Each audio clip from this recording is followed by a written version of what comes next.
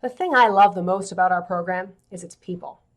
From residents to fellows to faculty, the array of interests and areas of expertise within PM&R is broad and diverse.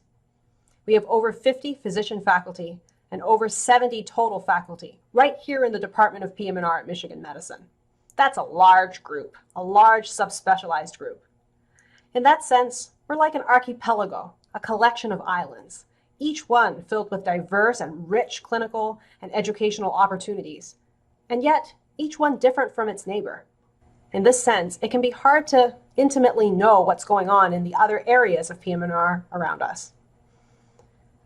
As I prepare to step into the program director role in preparing for the 2018-2019 year, I put some thought into how we might design the educational leadership here in a way that would be motivating for faculty and that would really use its people for their strengths. I was able to spend some time with Dr. Ryan Stork, who was then preparing for the associate program director role, and he and I had some good, long leadership conversations about what this might look like. And what we came up with was we needed a way to engage diverse faculty and really meet them where they're at.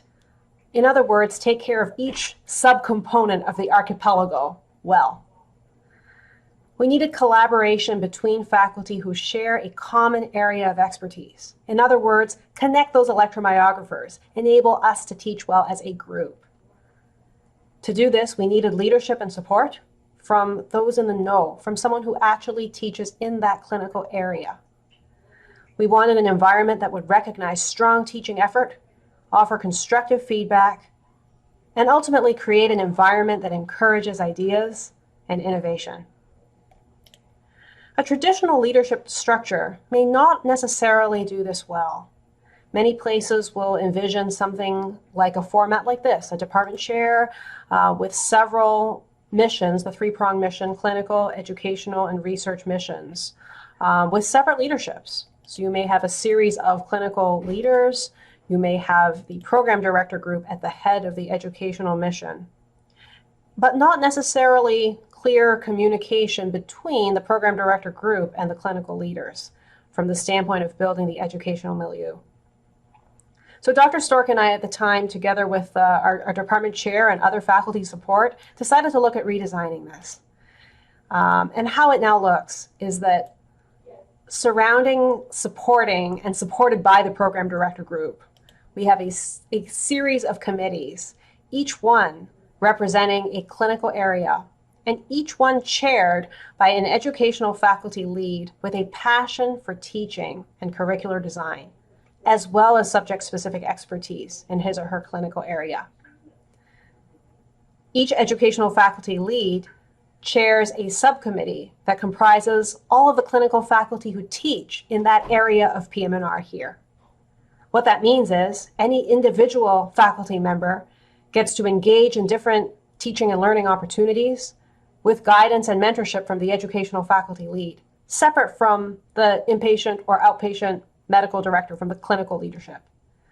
The program director group, our role is to support these leads and enable them to build innovative curricula that match the needs of their particular environment.